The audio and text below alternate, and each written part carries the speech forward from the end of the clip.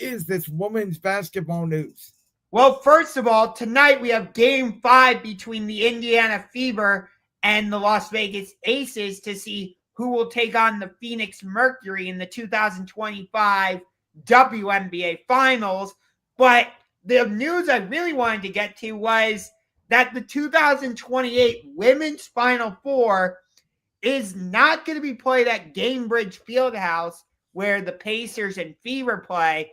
It's actually going to be played at Lucas Oil Stadium where the Colts play. That's awesome. And one of the reasons why they did that is because women's basketball has grown so much because of Caitlin Clark. And it's crazy that the Indiana Fever are going on this run that they are going on without her because no one's talked about it. Yeah, that's true. And the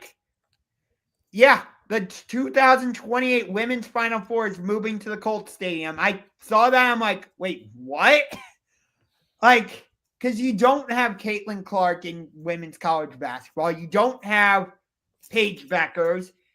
We'll see how long Juju Watkins is at USC. Who's that big star in women's college basketball that's going to drive fans to go to Lucas Oil in 2028?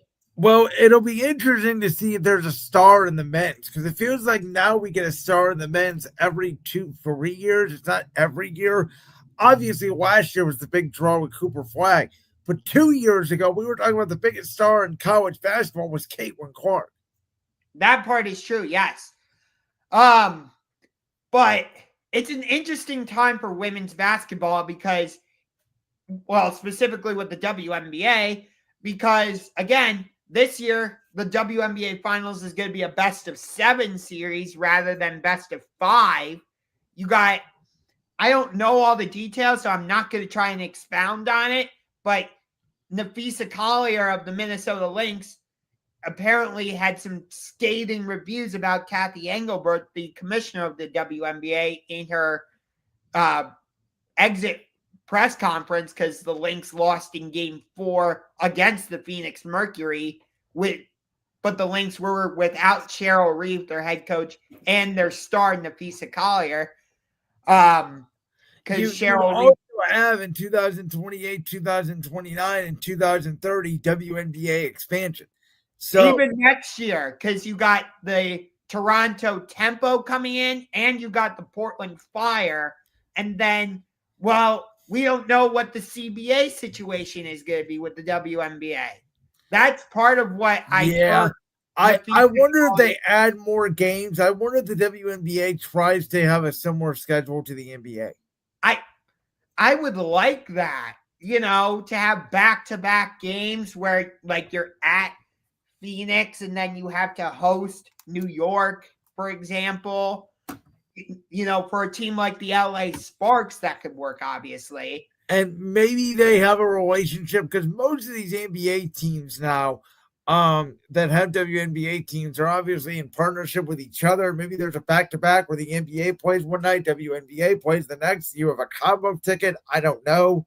Well, the problem, though, is some of these NBA arenas also host NHL teams. So, I know a lot of the WNBA teams don't play in NBA arenas, but some of them do. The Portland Fire are going to play at Moda Center where the Trailblazers play.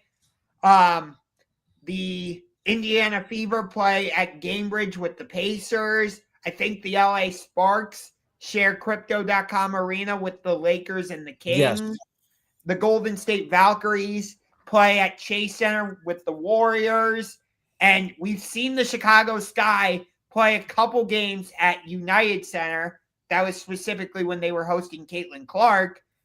Although Caitlin didn't end up playing in either one of those games. But still, if you want to have more WNBA teams play in these NBA arenas, I guess you can.